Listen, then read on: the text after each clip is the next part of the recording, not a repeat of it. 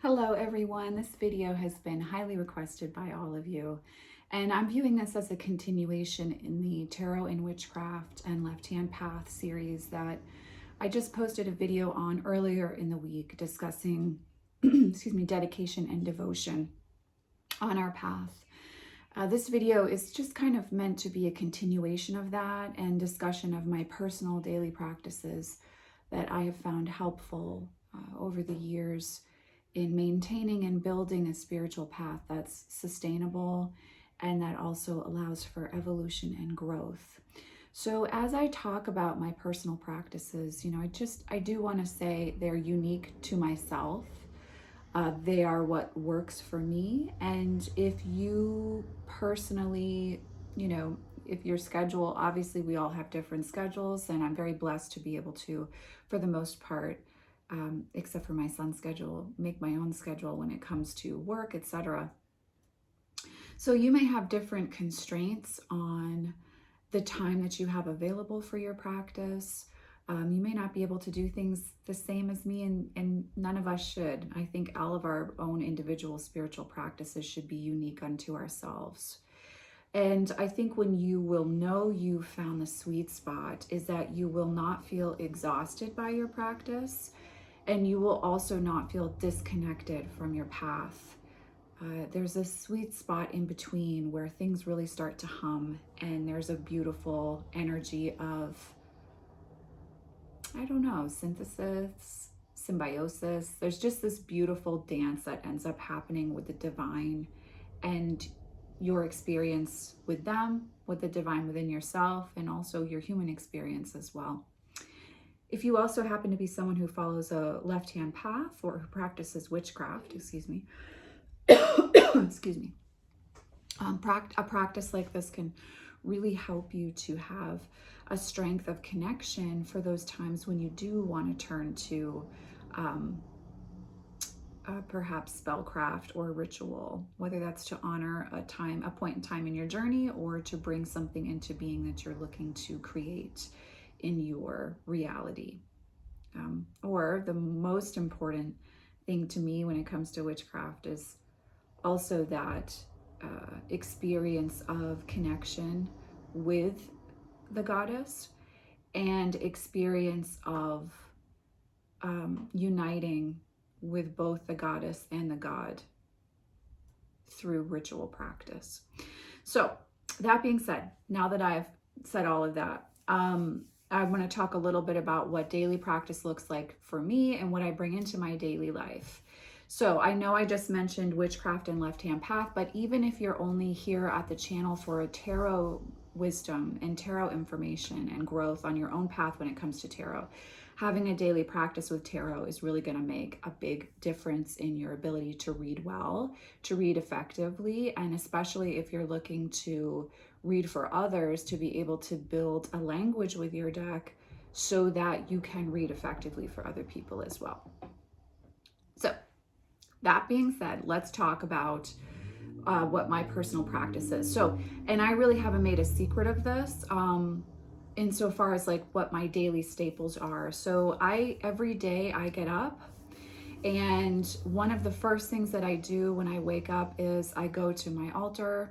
I have an altar that's downstairs that I use for personal daily, earth path life and connection to my deity, for those type of experiences on my path.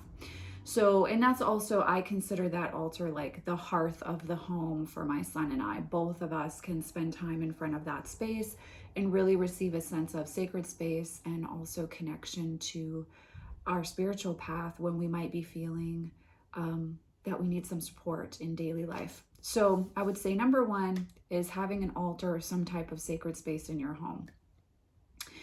The number two piece is daily practice. So for this, as I said, I wake up, I usually go right downstairs, and I try to, because I do have a younger son, I try to get up before him every day, and he gets up pretty early. So I'm usually up between 5:30 and 6. And I will sit in front of my altar for a minute or two and shuffle. And then I go ahead and do a daily draw, and that's typically one card. If I have a question about something, I might expand that to 3, but I don't do a giant spread first thing in the morning. I just want some insight into what I'm connecting with on my, my daily journey and what I want to reflect on throughout my day. It's not really a divinatory message. It's more of a, what do I need to be aware of today? What can I be reflecting on today? What's the energy as I move throughout this day? And then I will sit and journal. And typically for that, I will be brewing a cup of tea as well. And so that morning ritual of drinking my tea, I'm not a coffee drinker, so it might be coffee for you, but drinking my tea is like a really, really sacred ritual that I've always had. Despite being raised in the religious cult that I was raised in, we did have a morning spiritual practice. And part of that was my mom always had her cup of coffee. And I don't know if that's just translated for me as an adult, but it is an effective practice that I have taken from that difficult childhood.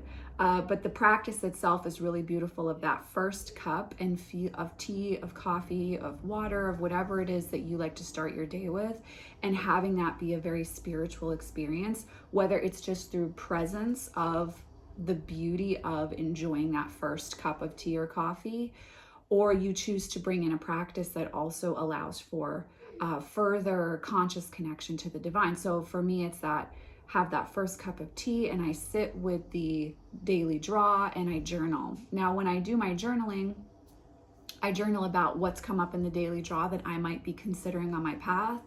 I journal about maybe dreams that I had that I want to remember, or awarenesses or insights that I'm having on my path. And I also take that time to write some poetry in the morning.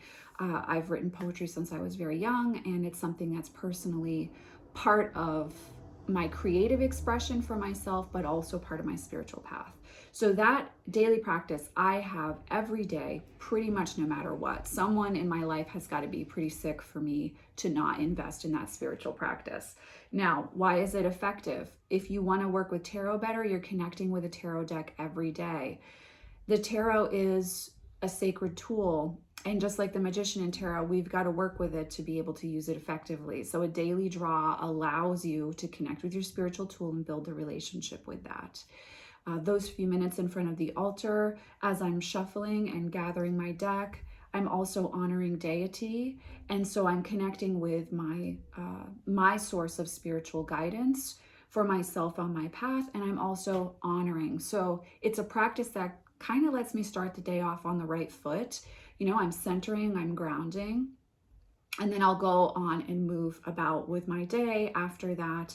Usually like 15 to 20 minutes that I will spend just enjoying that first cup of tea and connection with, in my case, typically the goddess Isis, or, might be another face of the divine that I'm working with.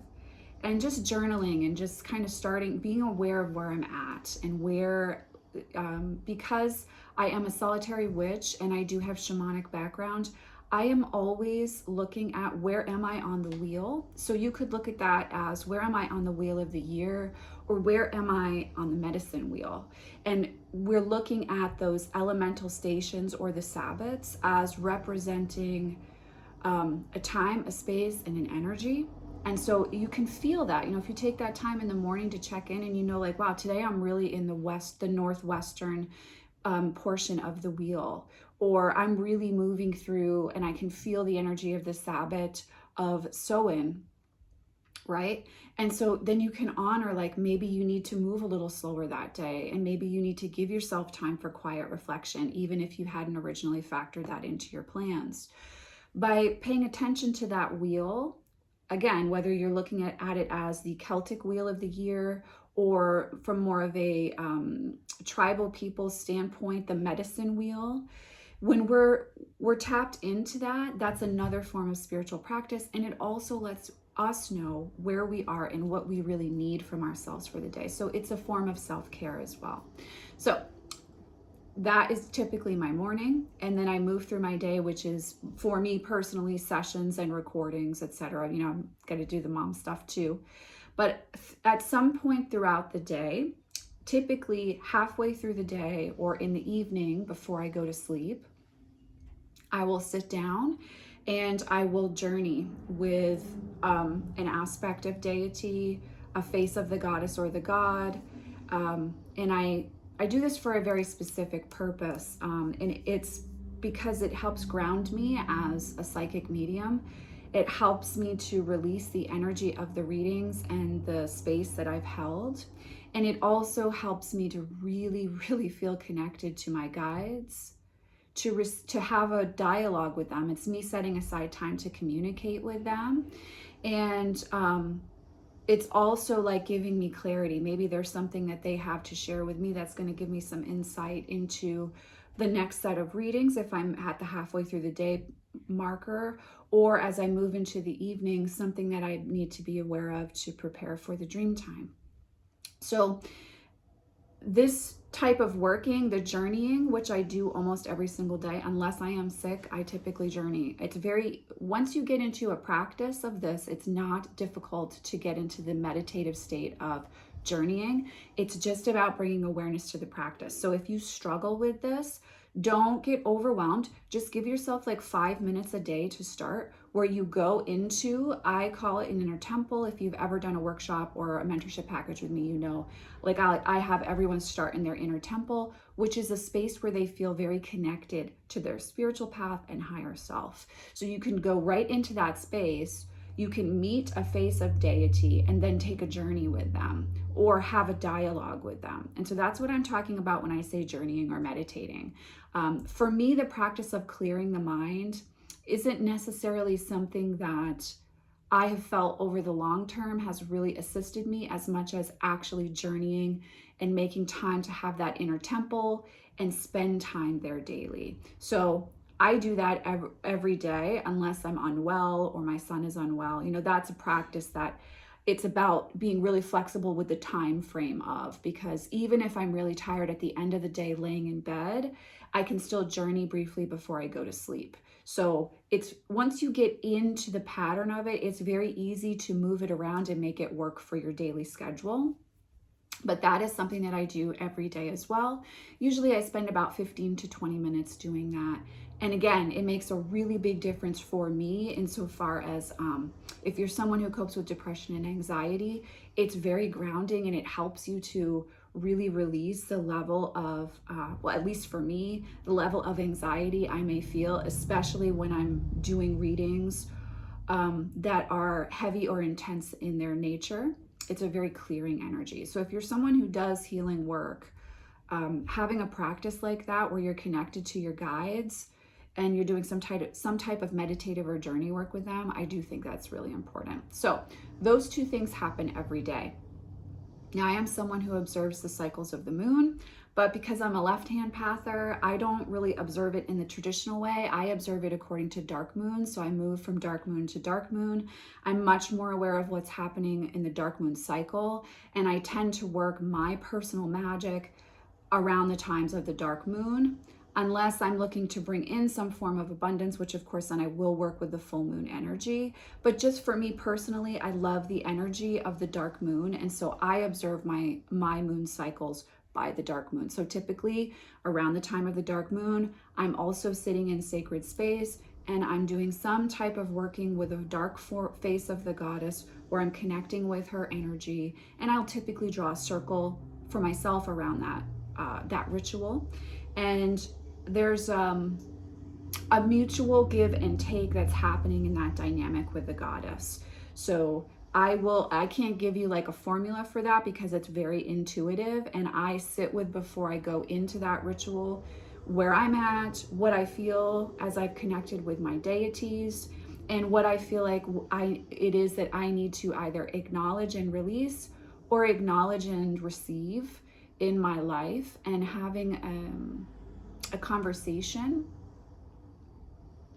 and working with sacred tools that allow that to be amplified in sacred space is something that I do around the cycle of the moon. So as I said, I don't work with new moon cycle or full moon cycle. I mean, I obviously honor those cycles, but I personally focus on dark moon to dark moon and the revolution of the moon through that process, and how I can be tapped into where the moon is and where my energetic cycle and energy is through that period. So much like the wheel of the year or the medicine wheel, the moon cycle is another thing you can work with to honor energetically and emotionally and personally, as well as spiritually and physically, where you are on your path.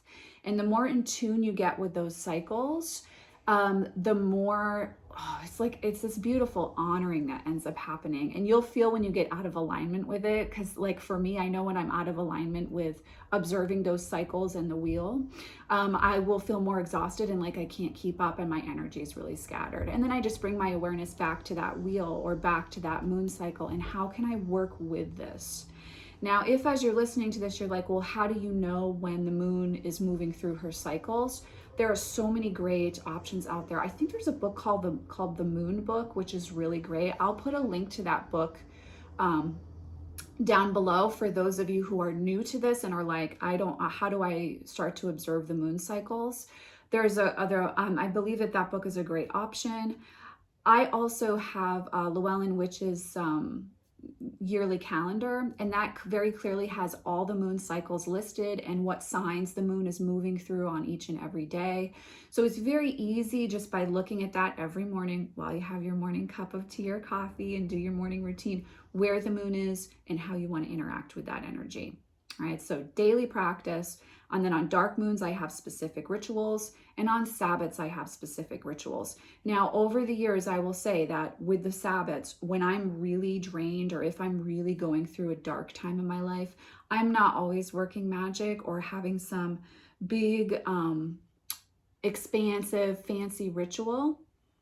If I'm going through a dark time, sometimes it's just drawing that circle, sitting with the energy of the Sabbat, dialoguing with the form of goddess or god that's present for that Sabbat, and just releasing. It might be a Sabbat ritual where I just allow there to be a flow of tears or an acknowledgement of feelings, or just truth and honesty in that circle with my tribe. And so I do observe the Sabbats, but some Sabbats I am all up, straight up witchy, and I'm in my space as priestess, and I like it to have a lot of, pomp and circumstance isn't the right term, but I like it to have a lot of just ritual experience and feel. And sometimes it's really raw, and it's just working with the energy of stones and allowing an emotional release for myself, and really dialoguing honestly with the face of the goddess,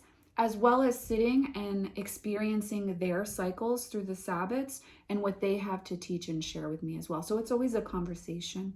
So I also work with the Sabbats there.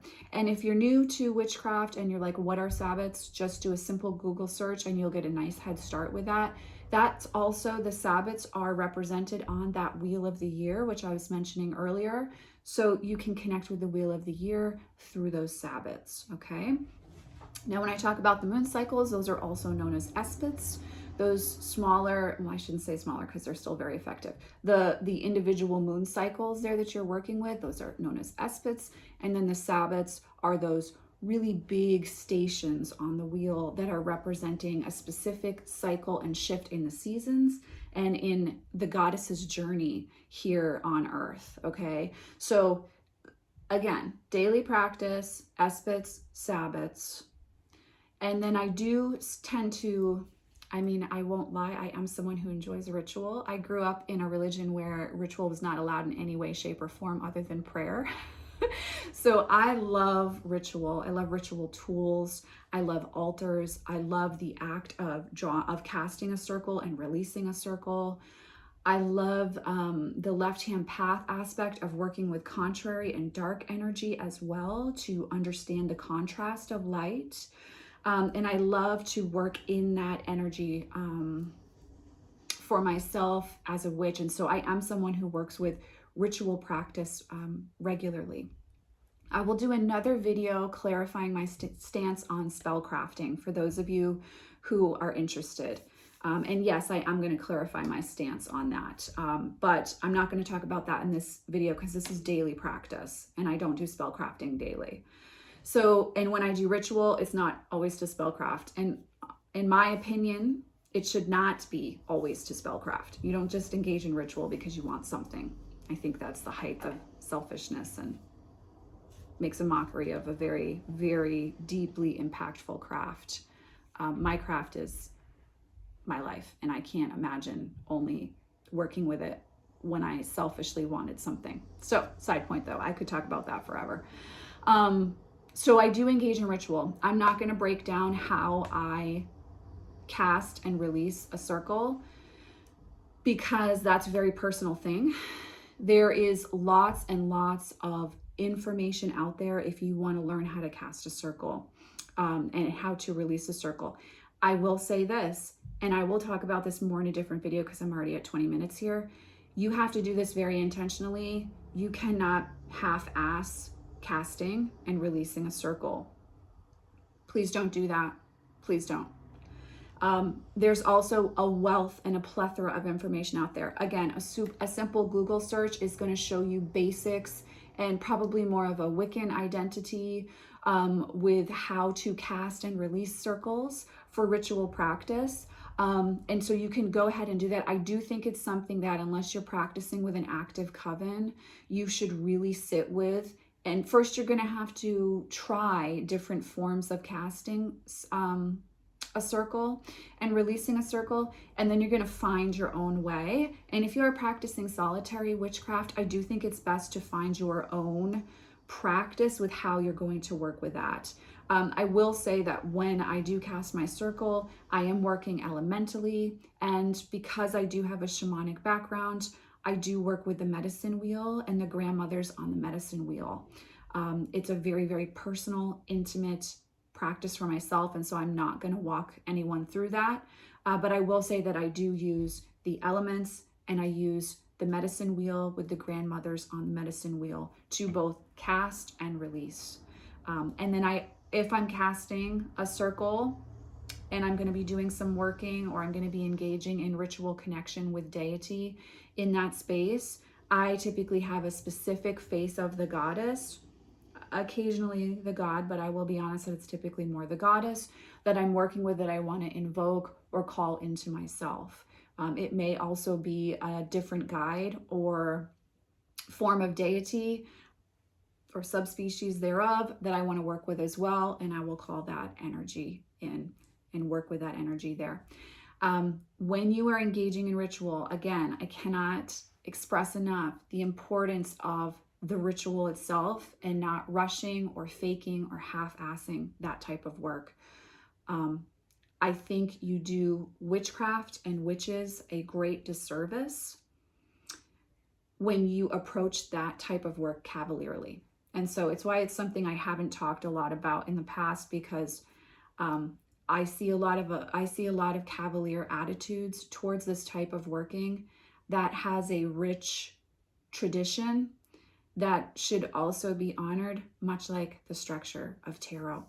So you want to approach this work, even your daily practice of a daily draw and journaling, you want to approach it with reverence, right? Like, I'm a little bit of a hedonist, so I love the experience. Like, there's nothing that feels better to me first thing in the morning than that hot cup of tea and shuffling my cards. And I literally will just stop and just express the gratitude of the joy of just shuffling my cards, the joy of a fresh piece of paper with no writing on it and beautiful ink that I get to fill that page with, and really feeling the energetic connection with deity. Now, I do have a patroness. I work with Isis. I work with her every day. She's my ride or die. Many of you know that if you've been with me long term on this channel. And I call her in every day. I know how she feels. I know how we work together. And so honoring that feeling between us every day, and then taking the pulse of where it's at for each day in its own unique expression, that's something that's very important to me. And so I do consider that a part of my practice. So on the whole, this is my practice. I will add, in addition, that around all of those ritual pieces I was just speaking of, I will often do full on card spreads as well, either at the beginning or at the end, to kind of tell the story or to get insight into the story. And I also will work with tarot spreads for myself at any point in time during the day, the week, or the month that I feel like I need to turn to them. But again, I work with the cards every single day of my life. So I know that I do work with cards more than most people do. And if you're ever feeling like there's a time where you need to let that lie fallow and let there be some space, honor that as well, right? Like, again, we're not working linearly. We're working cyclically. We're working with the spiral of the goddess. So there's a time where we're planting those crops. There's a time where we're harvesting, and there's a time where we're resting, right? So just be aware of that cycle for yourself. And I think my best tip for allowing yourself to create a long-term, healthy, thriving practice is to work with those cycles within yourself. If you genuinely don't feel up to a daily draw, maybe you're sick or you're very stressed or you don't have the time that day, instead of being harsh on yourself and just not doing anything at all, maybe you could just take a moment while you're, drinking your coffee, driving into work, to feel a sense of presence and connection to a guide or your spirit tribe, or an aspect of higher self, if you prefer to use that term. Like, if you can't, due to a schedule, commit in the way you would like to every day, instead of being hard on yourself for that, try to find ways that you can make it easy and accessible, but no less potent for yourself, to have some form of connection to, for lack of a better term on my part, your spiritual path. That connection, that's what's going to help you stay grounded. It's going to help you not to react when you get triggered or when you're moving through your day and something difficult is happening. Giving yourself time for that connection is going to make a big difference in your daily life, but you have to develop the pattern for that, so that in those moments of stress or tower moments, it's your go-to to turn to that connection in order to interact with the experience in the best way possible for yourself and for your family, your community, etc. So these are my thoughts on daily practice. And I will add that in addition to daily practice, I teach and offer workshops. I do those type of intensive workshop type focuses for myself as well. I don't think I could offer something like that if I wasn't also practicing it myself. So I will have a week or a 3-week period where I really focus on card work and understanding around a specific face of the goddess and her myths, or a specific cycle or season or Sabbath and the myth of that, and really diving into that more deeply. So that's what my daily practice looks like. I'm happy to answer any questions. If you have them, please feel free to leave a comment down below for me, with the caveat that I'm not going to talk about my exact personal ritual for casting and releasing a circle, because that is personal. But other than that, I hope if you requested this video, you find this video helpful. If you've managed to stick with me for 30 minutes, props to you and my gratitude to you. I hope, again, I've answered everyone's questions and given you some clarity and hopefully some tips for how you can incorporate a daily practice into your own life. As always, I am sending you much love and many blessings. I'll see you in the next video.